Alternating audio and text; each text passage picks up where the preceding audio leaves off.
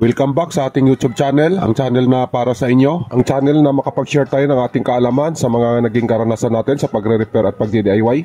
May i-share lang ako sa inyo na paggawa sa atin, Bluetooth speaker ito, dala ng ating mahal na customer, paggawa niya sa atin dito sa shop. Ganyan naman yung kanyang setup, tower type siya na may 3 speaker. Magmula dun sa baba, meron siyang isang speaker, ito naman yung kanyang pangalawa, pangatlo, at saka meron siyang isang tweeter, pero yung isang tweeter dito, ayan, nakasarado. Ang laki naman nito, parang nasa 1 metro din ang kanyang haba. Ang sabi ng may-ari, ang problema daw nito, yung nagkukurap yung kanyang audio. Ibig sabihin ng nagkukurap, yung kanyang audio, hindi siya stable na nagtutuloy na maganda natin siya pakinggan.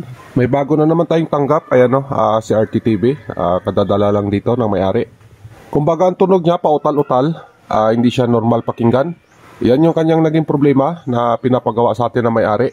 Ang sabi naman ng may-ari, kung halimbawa na naka-steady naman siya sa kanyang charging, okay naman daw, tuloy-tuloy naman yung kanyang audio na normal, okay naman siya pakinggan. Kaya lang pag halimbawa na natanggal niya yung kanyang charging, doon na, nag-uutal-utal na yung kanyang audio.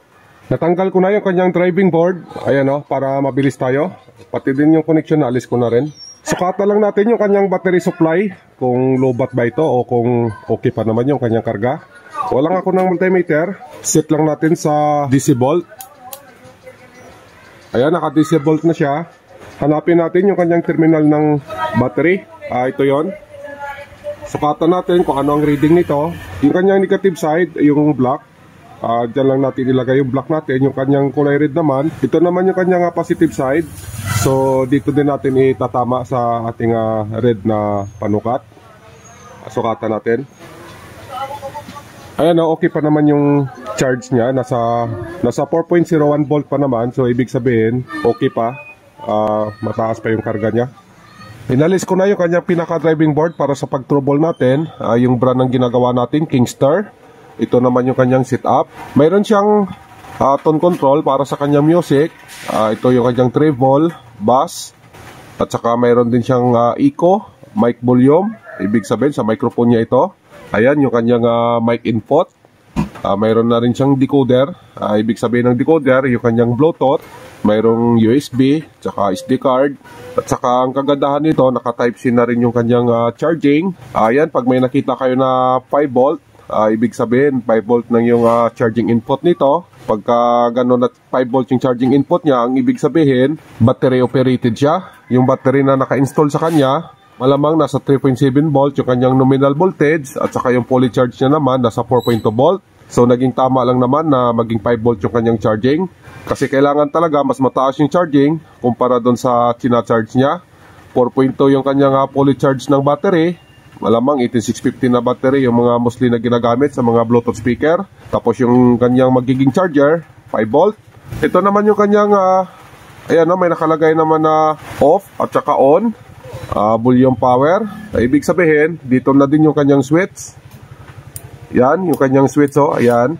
Pagka pinihit natin yan, yan na yung magiging silbing volume niya ng kanyang audio. Saka, ito naman yung kanyang amplifier na ginamit. Ayan, maliit lang siya. Pero yung kanyang pinapatunog, 3 speaker at isang tweeter. Sa ganito kalaki na driving board, dito na rin nakasiksik yung mga ibang features niya, kagaya ng kanyang decoder, yung kanyang charging section, yung kanyang microphone input, yung kanyang auxiliary, at saka ganun din yung kanyang pinaka-amplifier na. Dito na, sinama-sama na dito sa isang board na to, except lang sa kanyang tone control, at saka yung kanyang mic volume, at saka echo na nakahiwalay na nilagay dito sa taas. So ganun yung kanyang setup. Ang ginawa ko dito, kasi okay naman yung reading na kanyang battery, nasa 4.01 volt kanina yon. So hindi natin pwede pagdudahan na yun ang naging problema niya base dito sa kanyang trouble. So ang pangalawang ginawa ko, nagpalit ako ng kapasitor. Ang kapasitor na pinalitan natin, ito yung kanyang original na galing talaga sa board niya. Na ang value nito nasa 10 volt 470 UF o microfarad. Yan yung original niya na kapasitor. So ang ginawa ko, nagpalit ako ng kapasitor. Ito naman yung pinalit ko. Kung nakikita nyo, mas malaki siya.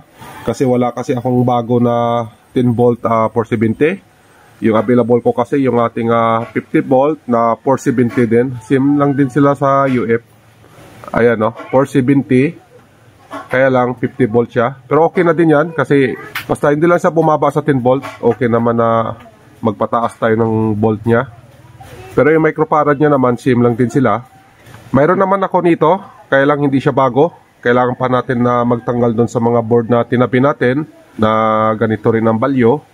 Kaya lang luma yon. Kaya ang ginawa ko na lang, nagpalit ako ng mas malaki-laki, at least bago naman ito para total nagpalit naman tayo, yung bago na lang ipalit natin. Ang sunod na gagawin natin, subukan natin itong ginawa natin na pagpalit ng kapasitor. Try natin kung may pagbabago sa ginawa natin. Kung sakali na ganun pa rin, mag-trouble na lang tayo ulit.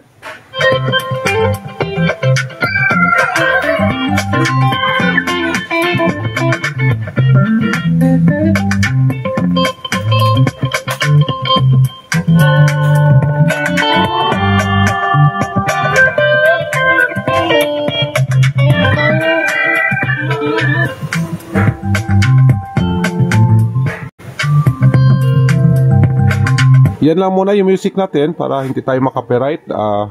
Yun lang yung gamitin natin, yung required na music. Bali okay na siya, okay na yung kanyang tunog.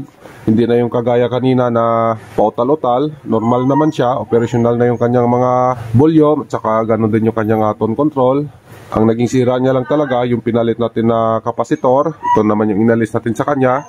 So ito lang talaga ang naging problema, ang dahilan ng kanyang trouble. So okay na ito. Hindi na rin kasi bago sa akin yung ganito na trouble dahil nakatatlong gawa na ako na ganito talaga ang problema. Mostly sa mga ganito kalaki na Bluetooth speaker, kadalasan na nangyayari. Kaya pangatlong gawa ko na ito na yun lang talaga ang dahilan. Kaya senior ko sa inyo, baka naman makatulong. Kasi kung tutuusin talaga yung kanyang sira, di natin ito basta-basta ma-locate. Kasi nga sa itsura ng kanyang pyesa, kung titingnan mo okay pa naman yung kanyang appearance. Hindi naman siya lumubo at ganoon din dito sa baba. Ayan, no? Okay naman yung itsura ng kanyang pisa. Kaya ko lang ito share sa inyo para kung sakali na maka-encounter kayo ng ganito na trouble, subukan nyo ng palitan yung main supply niya na kapasitor. Wag doon sa audio, yung kanyang main supply na kagaya sa ginawa natin. Yun yung subukan nyo palitan pagkatapos i-testing nyo.